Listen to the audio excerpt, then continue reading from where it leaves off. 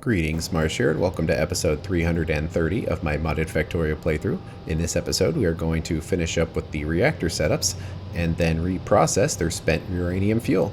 Enjoy. So I suppose now it's time to copy the setup. I don't remember if we changed any little thing about it. I think we actually did. We changed the inserters. So because of that, we probably should make another blueprint here and just kind of update it. So get rid of the tiles, and we actually don't need the power switch anymore because it's already in there. So now we can place this on the end.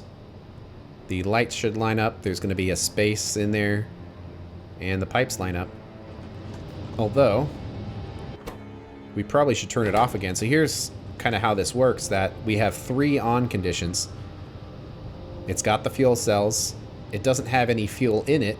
And the power switch is on, but the reactor is of proper temperature, so there's no reason for it to turn on. But before we copy these, we probably want to set this to off, just to make sure all of the fuel cells get delivered properly first. And you can see that flipping this on and off actually doesn't really turn the reactors on and off in the way you're probably used to it. Like, it turns the reactors off in that they don't produce more power, but it does not turn off the reactor's ability to create electricity. That is turned on and off by this power switch and just the availability of heat. But we do want to turn that off so when we copy this, it won't immediately try to turn on, because we want to let the robots prime it with fuel first. And I think we're good, so now we need to push this much further out. So we need to have like 6 of them. I'm not sure how far it would go, but how about to like right there? And we also need to remove the robot zones that are at least in the way. So how about like all of those? But this is the part that will take a little while to get set up. So that's 4, 5, 6. In the grand scheme of things, it doesn't take up that much space, but it's also not that much smaller than these other setups, but it does create far more power though. And now that we have connected this, the reactor is running to produce electricity to power the other reactors. So now we're at the point of the reactor can power itself. And since it might actually run out of power, let's set the combinator to on. But we can test this by looking at the end, that this always has to be above 465. And it is. It was at about 500. But it's all running. Oh, I see. It's actually completely connected, so that's why it's running like that. The logic isn't right. So one of these wires got crossed. So where is it? On the end there. Well, that makes sense. So it was this one right here, which we probably don't need. And also this one, which we also probably don't need. So is it connected still? Nope. Do we have robot coverage? Mostly. It's how it goes. Let me actually put the better power pole in there first. So let's put this in here and space it to where the power wires do not cross. Oh, it's just not quite enough. So like right there, right there. So the hole is gone. And robots are going to take a little while to do this because we didn't create a huge buffer of all these machines. Not to mention that all the various fuel cells are being delivered to each setup. So this is working hard, but because it had the buffer of uranium here, even just having 100 pieces of it was plenty of a buffer. And it looks like that faster inserter is definitely fast enough for this one machine. Although they are basically pulling fuel cells away faster than it can make it, it's really not that important because we're just setting up a new thing, so this is way more fuel cells than we would actually need in normal operation. And actually, I kind of didn't notice, but this warehouse is almost filled with 238 here already. That's kind of an issue, because we're not at the point of being able to do anything with it because we need a minimum amount of plutonium to get that process started. So for now, let's make a big warehouse and put it somewhere. I don't know, it doesn't really matter, but we're just gonna move it. This is only temporary, because you see that we're almost completely overloaded on 238 already. So we just need somewhere else for it to go. So how about we do this? with a signal wire there and just say, how about if it's over 20K? It will empty it out. It's amazing how quickly you build up that 238, but in this stage, it's a massive byproduct, and then we will quickly get rid of it when we reprocess it into plutonium, and also make ammo and stuff out of it. We just haven't built that part of the setup yet, so we are getting overloaded on it, so we'll just put this here for now and then put everything back in when we're ready. But still haven't found a 234, but it's super rare, so that's how it works. How's our reactor setup construction going? Well, it's going. It's going to be a little while here, because we do need to make all of these steam turbines. The setup is going, but it's only producing a few at a time. Kind of curious what's the limiting factor there, because it seems like it's producing them a lot slower than I would expect them to, even under those settings. It's just not getting the copper. And, it's pulling from here, which is like a terrible space to get copper from. Is there no other copper available? Well, for one, you can crank the machine up with all the better modules and whatnot that we have. And a faster inserter too. And it doesn't actually have a setting there, so let's say if it's below like 200. Is that better? Certainly a lot of action here. It's not bringing the small electric motors particularly fast. Well, it could just be the inserter only is so fast. It may be a stack inserter, but it's but one of them. But nonetheless, we are kind of cranking them out reasonably fast here. It will take a little while to get this going, but it should be good here. And why isn't this running? It needs heat exchangers, which need boiler 2s. Boiler 2s need steel and steel. But those aren't the requests. That might have been a recipe change here. Although we want to remove everything, basically.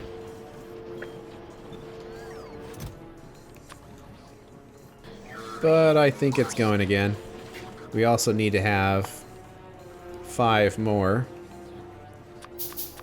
of the inventory sensors. But we can just kind of do this and throw them into the network, and then the robots will get it placed. Okay, well, it's going to take a little while to build this stuff. But that's okay, because we do have these used up uranium fuel cells. We're going to have a lot more of them when the whole setup is built. And we get the heat going.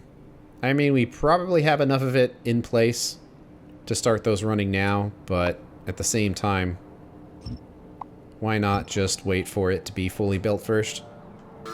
But we can still take it to the next step, because now that we have created the fuel cells and burned the fuel cells, now we can reprocess them.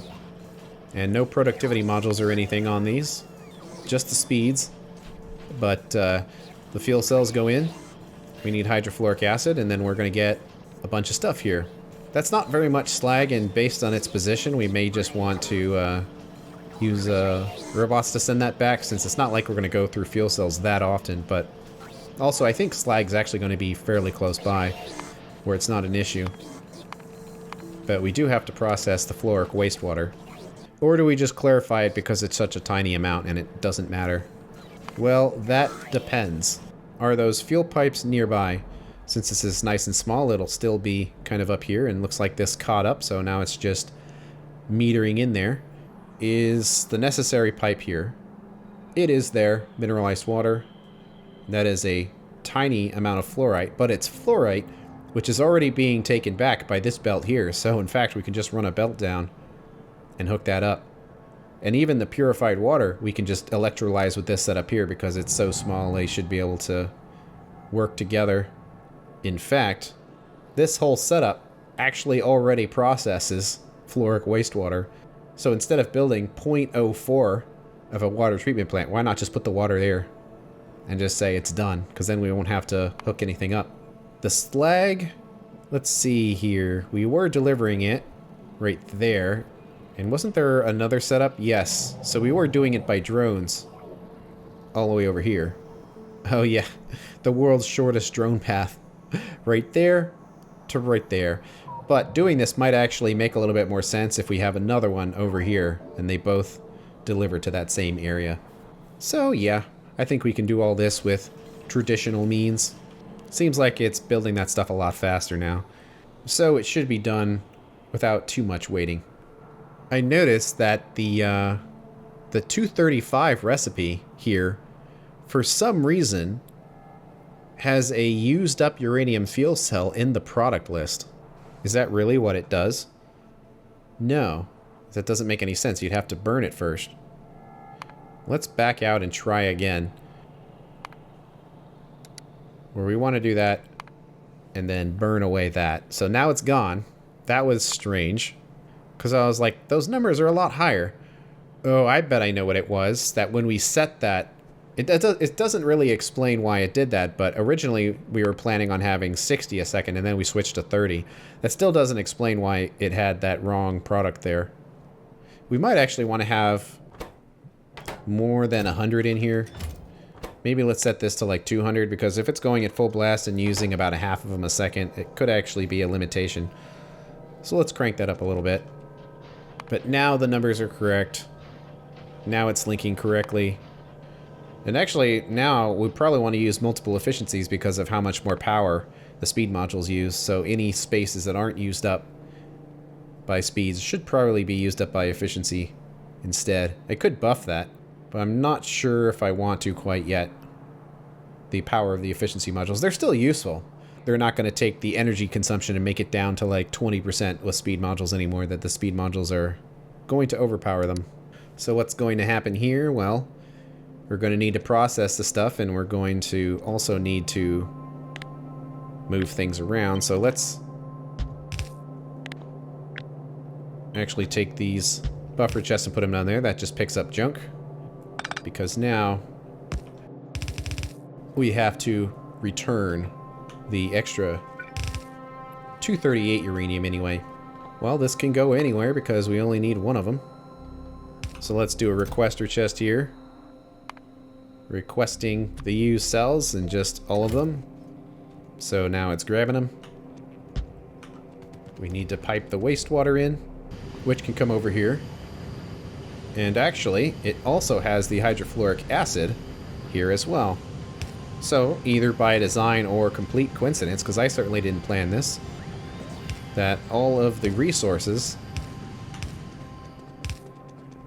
that we need to process this just so happen to be right next door to where it doesn't require any extra setup. So we need to handle everything. Well, the neptunium, probably the only thing it's going to go into is getting turned into plutonium. But let's check. Yep, the only thing that you use neptunium on is turning it into plutonium. So we don't need to store it anywhere. So we can just have a second centrifuge here. Just the one inserter because it's pretty slow. And we are going to have that slag. So we can send that on its way. And then on the other side, this one will grab the 238s. Which will always go in there, and we have this backup warehouse, so if it ends up getting overfilled, everything will have somewhere to go. And we're just catching up on our uranium again, so this setup, even though it's only at half power, is pretty good at making fuel cells. So that handles that. It is a little sad we won't actually see the neptunium on a belt or anything, but we will see it in the machine. And then the next thing here is plutonium. And, well, we could do direct desertion. There's multiple ways that plutonium would get in here, but until we have enough of it to start the enrichment process, we're really only going to need the one warehouse. So we basically need to wait for this thing to, like, get above 40 or something like that. But that's all set up now. I do want to wait for the reactors to get all warmed up first, though. So we have maximum number of fuel cells to test, and interesting, a 235 got in there. And I guess that's because this doesn't have a filter. So, everything good there? Seems like it. And actually, since we're here, let's do some logistics that we really don't want to have uranium in our pockets, even if they are space magic pockets. So let's take all of these materials Guess we can kind of just get rid of those and make them 0. At least the ones we might be processing. Let's throw thorium in there while we're at it. And the junk warehouse will inform us if we have stuff in there. But even though we don't quite have all of the turbines yet, we do have enough of it to test because the turbines only hold the steam, that the heat is actually kept in the boilers. So we should be able to test this by flipping the switches on each one of these. So switch flip. And there they go. And let's do each one of these, because now we have to warm up the rest of them. So you kind of see why I put these switches in here. And this is a situation where we might run out of fuel cells.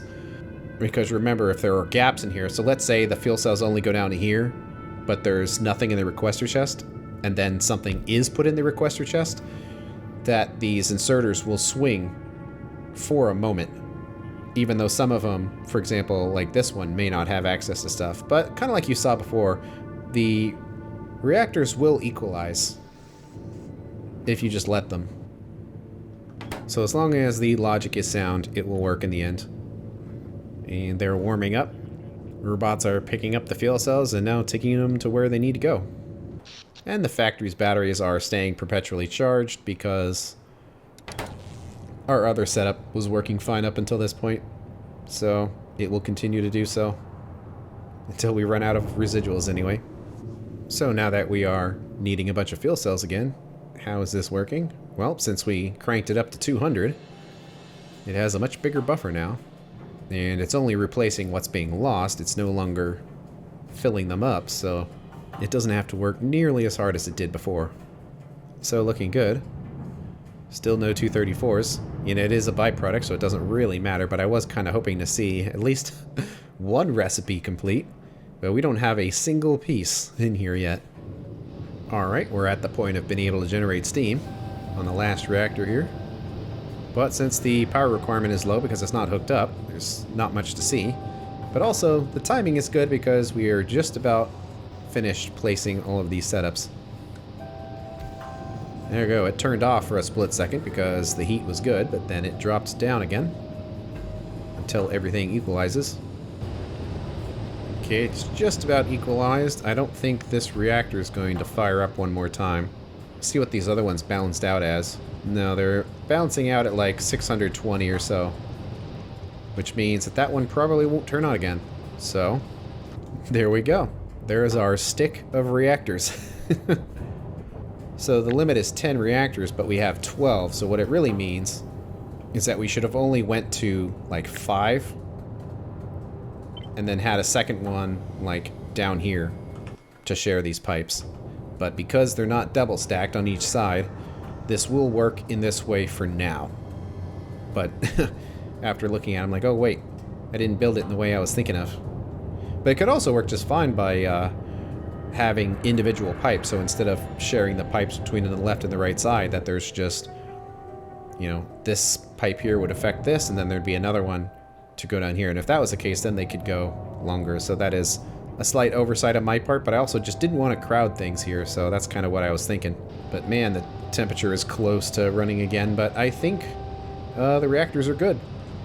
They have been primed, and they're ready to go, and they're certainly providing their own power. And you can see that this guy, even though he's connected, is barely doing anything, because it's just being overshadowed by all of this. So this will probably never be needed again, but it would be useful if the reactors ever lose all of their heat and power and need to start up from nothing. So we'll leave it. And the factory is just not at the point where we need it for these to run. There is one thing we can do that I like to make a speaker here, and we can put it anywhere. But how about we just plop it right there, hook up a wire, and we will use the inventory sensor to check for remaining fuel. So if remaining fuel is above 0, it means that the reactor is on. So I want to turn that off and have a signal to flash at us and say, U-235 reactor running. So whenever this turns on, we should get an alert flashing down here that won't make any sound, but will alert us that it's on. It won't alert us that it has been connected to the factory, but if the reactor's running, it probably is either connected or was recently connected. So basically, we can use this to get an alert for whenever the reactor first turns on, and also how often it's running. It might be eventually too much flashing where we want to turn it off. But for now, we probably want that alert since it's not like we're going to be staring at our oil residuals constantly. So we're not really going to know when this actually happens. So having a little alert there will be nice. So I wanted to check on if this would be oil residual positive or negative. Well, the fuel oil filled up, which is what I would expect, and then the naphtha level went down to the point where it has to create more using oil residuals, where it will run the regular method to make naphtha and fuel oil when there's room for the fuel oil, but when there isn't, it has to use the residuals. So I want to kind of check back on this to see if it holds out or we need to deliver some, and how much we can deliver, because our factory is soon going to not have very many residuals anymore. But I am happy with those reactors. Everything seems pretty good. Now we need to process these fuel cells. So we've got 154 fuel cells. So when they run, every 10 fuel cells are only going to have a 40% chance of making 1 neptunium. And then 8 of those neptuniums turn into 5 plutonium. So it's going to take a reasonable amount of time before we actually have enough plutonium to start generating more. And yeah, that is the benefit of the plutonium nucleosynthesis, that you don't need any plutonium to get started, but it's also terrible. So I think it's not critical that we get plutonium right this second, so we have time to wait for this process to complete. Okay, well, a single yellow inserter should start this up.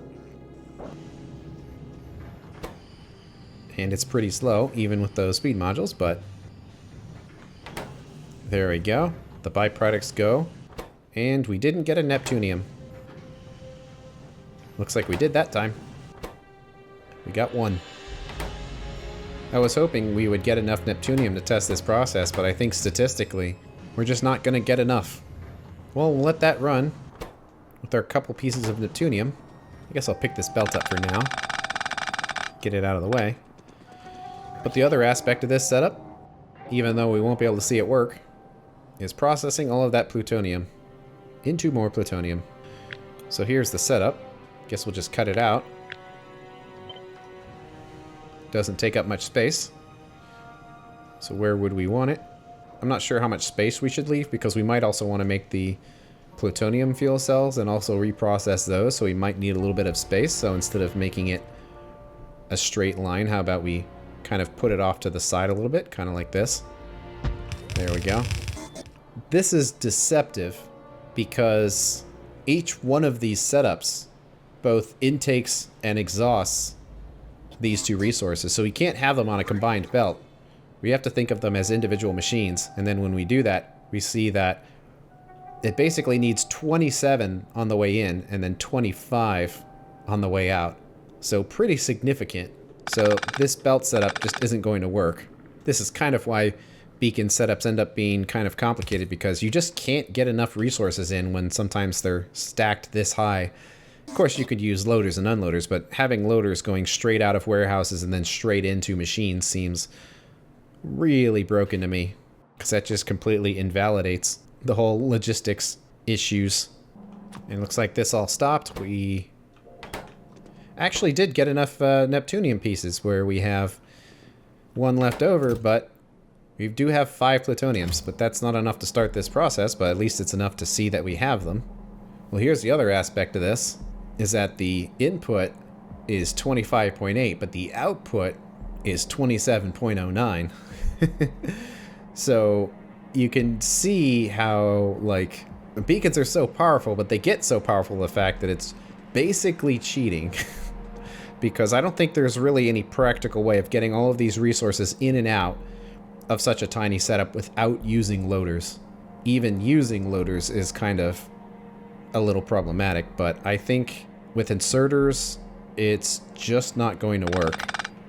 So because this is built, I do want to show how it works.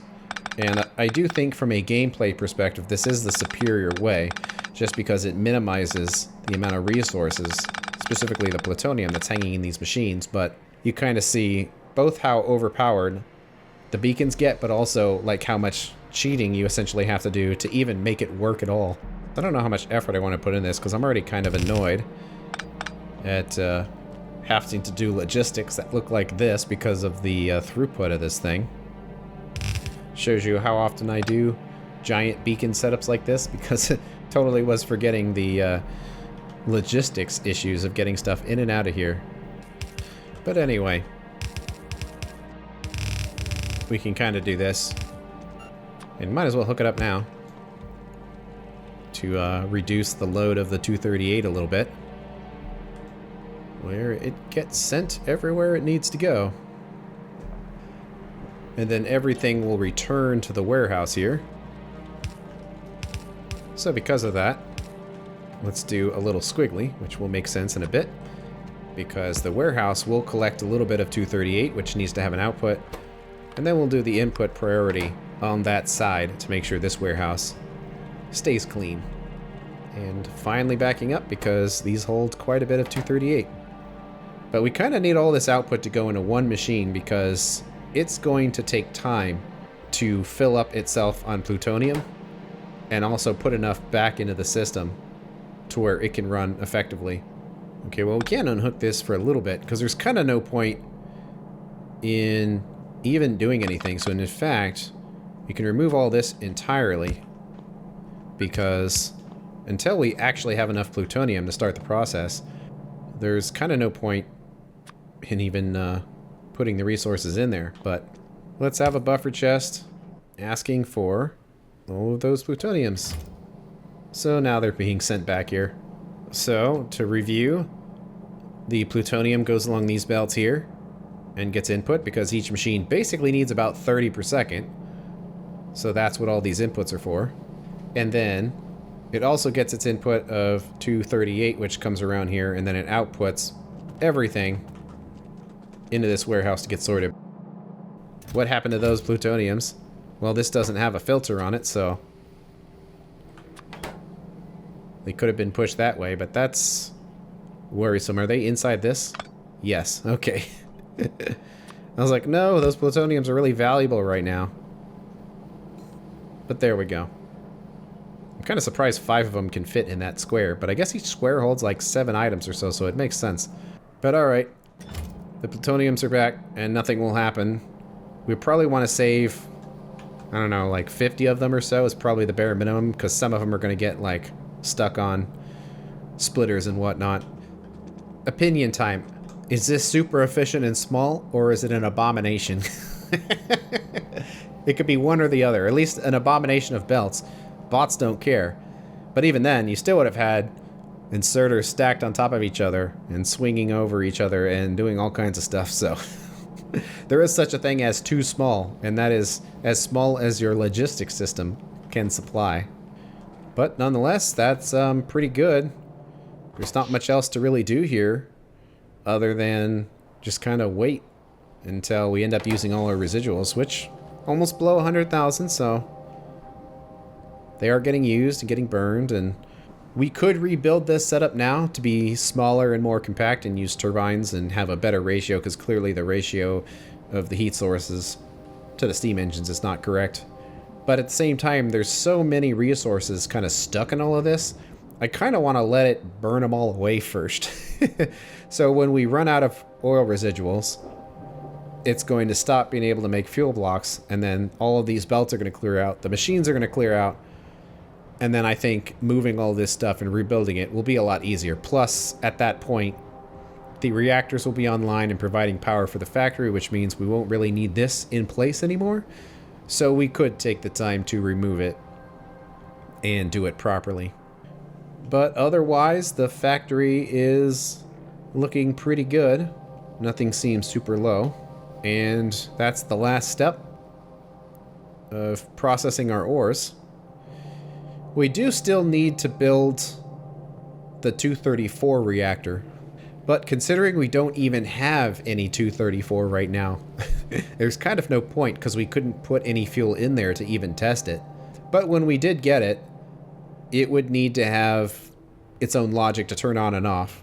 It would probably just be next door. It would only be one group of 4. We only could really support 2 of them. It would operate the same way. And then when we had 60 items a second of uranium, then we could support 4 reactors of that. But it would just be yet another reactor to go somewhere else in this area. It's not super critical. And if this water ends up not being enough, because this is technically the bare minimum amount of water, can always just build more of these until we have enough. But for now, it seems pretty good. So from here, we need to upgrade these setups to switch things that aren't using coils to coils, and also to switch the setups that are coils to the better kind that can use coolant. Luckily, we've already kind of built the setup, so it's kind of just a copy and paste job here. But some things are different. We're going to need to process this tungsten, which is a completely different process from how some of these other things work. But nonetheless, those are some things we need to take care of. But that's going to have to wait until the next episode. Thanks for watching, and I will see you later.